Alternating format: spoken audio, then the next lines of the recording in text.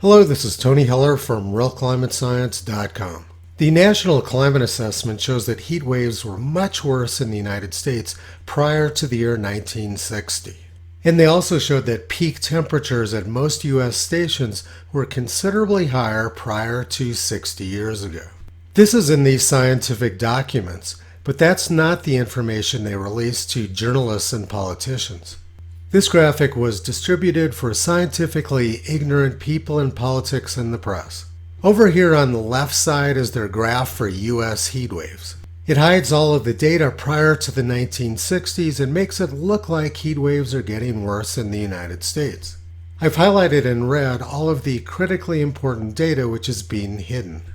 In this graphic, I've superimposed the chart which journalists and politicians see on top of the actual scientific data. By hiding all the data before 1960, they make it look like there's a statistically meaningless warming trend. This fraud is continued at the NASA website. Extreme levels of heat stress have more than doubled over the past 40 years. That trend is expected to continue. The chart shows that in the year 2020, 143 Americans died from the heat. Out of a population of 300 million people, that means you had less than 1 chance in 2 million to die from the heat in the year 2020. Now let's look at some more meaningful data from Oxford University. Death rates from all types of natural disasters around the world are down about 95% over the last century. This includes all meteorological and climate events. In the year 2020, 143 Americans died from the heat, but during July 1936, 12,000 Americans died in 1 week. People in Detroit were dying from the heat at a rate of 1 every 10 minutes. The chief medical examiner at the morgue supervised 150 autopsies in just 36 hours. A heat wave during the summer of 1911 killed thousands of New Englanders and more than 40,000 people in Paris. A heat wave during 1896 killed nearly 1,500 people in New York City. 143 Americans died from the heat during the year 2020, which means you're far less likely to die from the heat than you are to die from being shot by a gang member in Chicago. One person in Chicago is shot about every 2.5 hours, and one person is murdered about every 12 hours. It would likely be easier and cheaper to fix the crime problems in Chicago than to change weather patterns which have existed for thousands of years. The heat wave fraud from the government is pretty awful, but the fraud from the press is even worse. The New York Times says, "It's not your imagination, summers are getting hotter."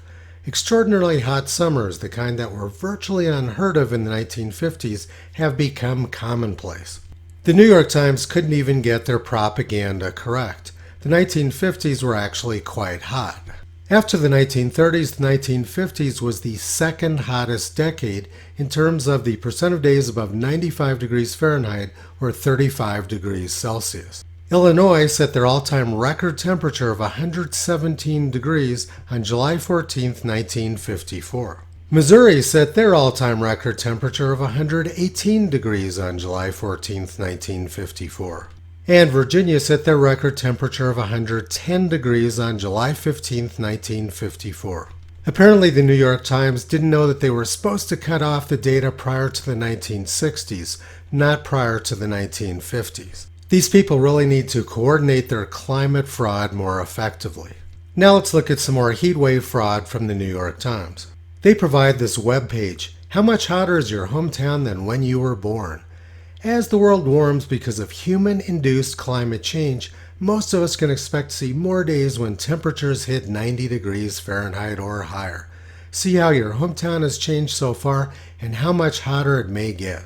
So let's enter Mount Vernon, Illinois, beginning in the year 1920, which is the first year they allow you to enter.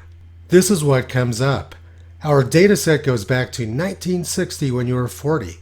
Back then, the Mount Vernon, Illinois area could expect about 30 days per year to reach at least 90 degrees. Not surprisingly, they've hidden all the data prior to the year 1960. Then they go on to say, today the Mount Vernon, Illinois area can expect 41 days at or above 90 degrees per year on average. And they finish with, by the end of the century, models show that there could be 71 of these very hot days.